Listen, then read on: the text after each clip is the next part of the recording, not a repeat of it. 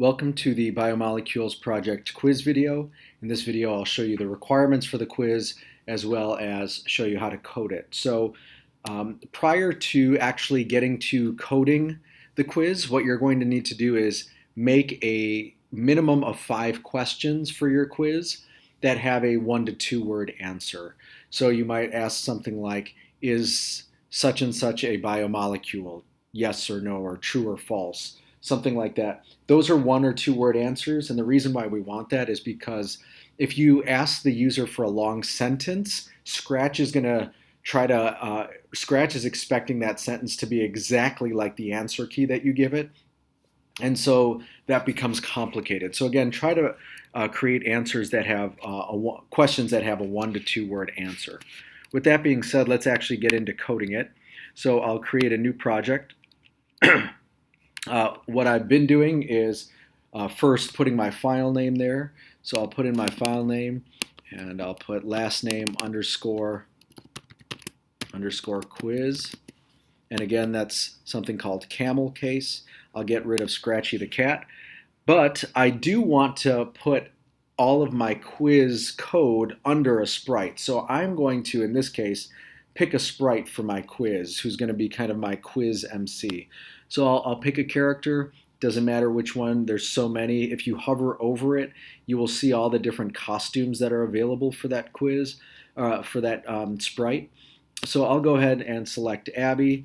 I will position her where I want her to be for the quiz. If you wanted to flip the position of the character, you can go to costumes and then flip the character horizontally or that way. You could also do it vertically if it was a different type of character, but decide how you want the character to be positioned. I'm going to add just a couple pieces of code right now. So when flag clicked, I want to hide, I want to go to looks and I want to hide the character. And I'll just leave that for now, and I'll come back and add a little bit more to this particular block. But let's actually start adding the code for when the broadcast for quiz begins. So I'll go to my events, and I'll say when I receive, and I'll change message 1 to quiz, all lowercase. And when I receive the quiz, I'm going to switch the backdrop to a quiz backdrop. So right now I don't have a quiz backdrop, so I'll go ahead and make one. I'll go to backdrops and I will choose my backdrop. I'll call this one, I want to make sure that I'm switched on it. Yep. I want to choose this one, quiz. Okay, so this is my quiz backdrop. I'll add in some color. If I want to add in some color, let's make sure that I'm in vector mode, bitmap mode, so that I can add in my color. There we go, that's a decent color. All right, now I'll go back and I'll select back on my character and I'm gonna switch my backdrop to quiz. Great. At this point, I want to make sure that my character is always positioned here. So I'll go to motion and I will set that position right there. Now be careful, if you move the character, this number is not going to change. You're going to have to look at the X and Y to move it back to where you want it to go. So let me go ahead and position it back. Now what I'm going to do is I'm going to create a couple of variables. The first variable that I want to create is a variable called score. So I'm going to go to variables. I'm going to make a variable called score. And now you've got this score variable that shows up. And a variable is just a container that holds a value. So when I make that score variable, I'm going to make sure that once it begins, I'm going to set my score variable to 0, because that's going to say when this quiz starts, set it to 0, and then show score. Okay, so I want that shown. That being said, I also, when the flag is clicked, I want it to hide. So I'll add this block of code over here. And hide the variable score. So when the flag is clicked, there's nothing, but when I receive quiz, I'm going to have that character show the score. What I want to do after this is I want to show my character as well. All right, so now when I receive quiz, the character shows up. Now what I need to do is I need to make a list of questions. And so I'll go to variables, and you'll notice that there's this chance to make variables and then make a list. So you're going to need to make two lists. And a list, one of our lists is going to be called questions, and I'll put that in lowercase, and I'll have it for all sprites. And you'll notice that this thing comes up here, and now I've got a bunch of new blocks for my questions. And the other thing that I want to do is make a list called answers. So these lists are basically what are called in CS arrays. It's just it holds a bunch of different values. So I'll make my list of questions, and right now it's empty. So I want to add in my questions. I'll just click on this plus and add in my.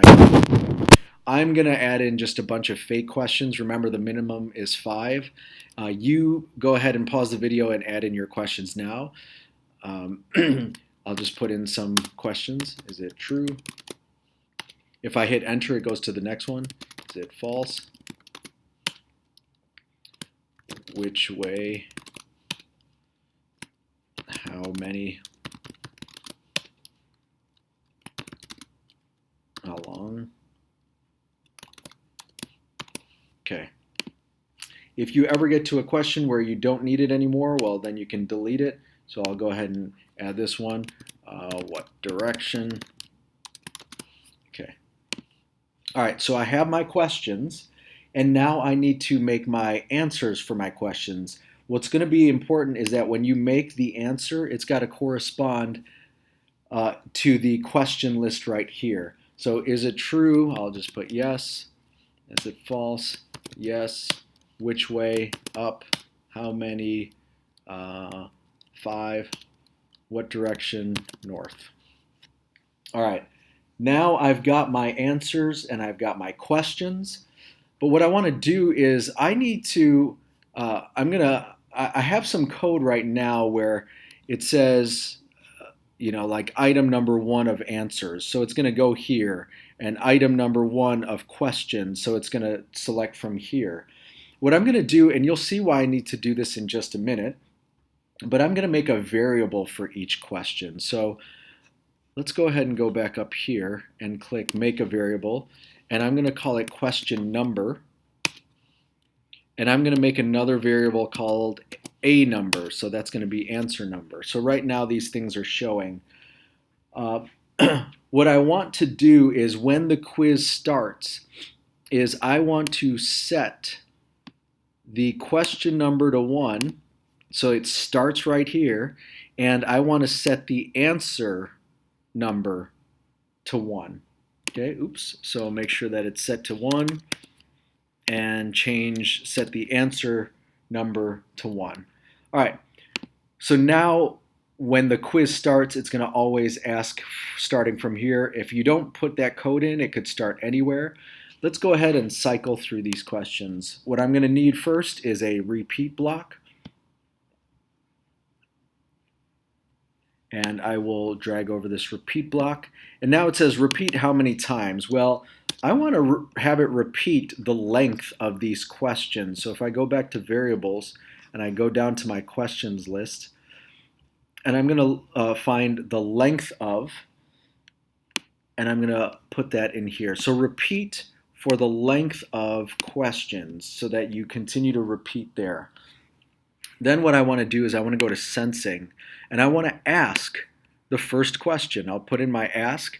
I don't want to say ask what's your name, but I want to go to my list of questions. So I'll go ahead and put in ask item number 1 of questions and wait. Now, if I keep this 1 here, it's only going to keep asking this. So this is why I made that Q number. I want to actually put in ask item number item queue number of questions, because I'm going to change this so that it asks the right question. Okay, now once I have this ask item number of questions, I'm going to have an if-else statement. I'll go to my control block, and then I'll put in my if-else. And now here's where I can check whether they gave me the right answer. I'll go to my operators, and I'll go ahead and drag over an equals. And I want to say, go to sensing. If the answer equals what is said in the answer list, so I'll go to item number of answers. And this one, I don't want to leave it as item number 1 because it's going to keep checking just right here. So I'm going to go up and get the A number of answers.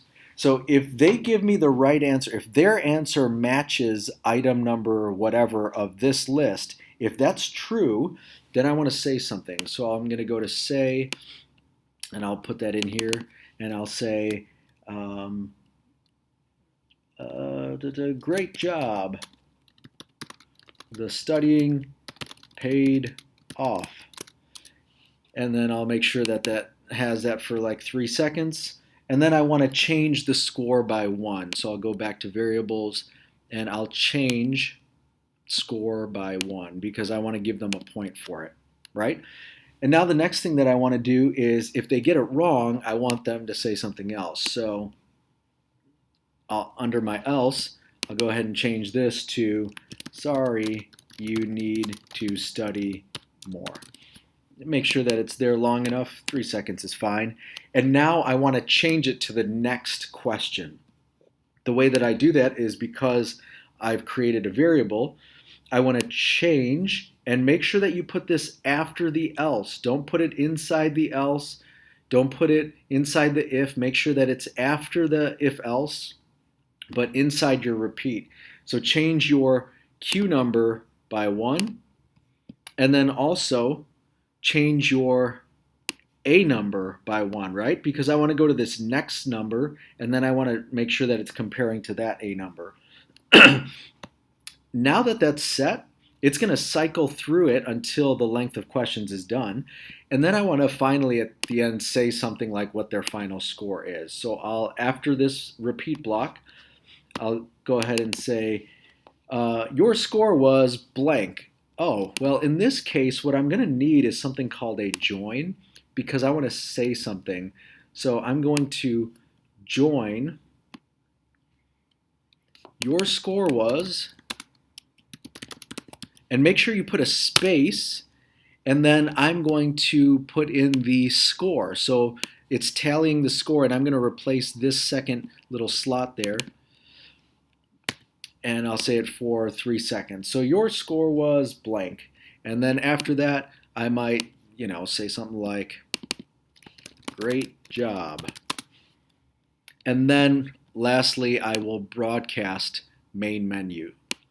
So right at the end, I'll broadcast. And remember main menu from our previous videos, lowercase main, uppercase M on menu. That is something called camel case. All right. So now that that is started, notice this is that these things are all showing still.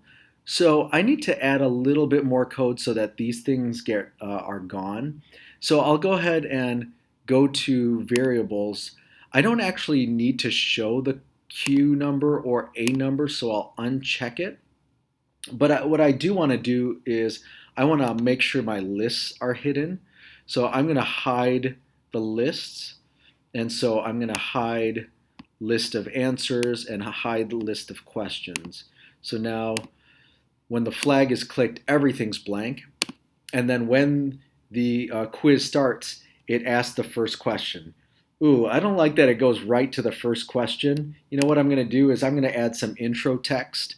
So I'll go to looks and I'll say something like after the show, before the question is set, I'll say like, welcome to the biomolecule quiz. Okay. Maybe say something else. It's up to you. Hope you've studied. Let's go. All right, now when I click the flag, it's gone. Now the character says something, and now I can go ahead and check it, and I'll put in true. Oops, true. Sorry, you need to study more. I can't even remember what I put in for my answer, so I'm just going to just check. Is it false? Yes. Oh, great job. The studying paid off. Which way? Up. Okay, so you can see my score is increasing. How many? 5. And then the last question, south. I don't know. Sorry, you need to study more. And finally, the character says, your score was 3. Great job. And then it broadcasts something. Last thing that I want to do is I want to go to when I receive main menu. I want to make sure that the character hides. And then I want to hide the variable score. Go to hide variable. Because once it's gone, once this quiz is done, I want to hide it, and I want to make sure. I'm just going to put hide list questions and answers again, just in case for whatever reason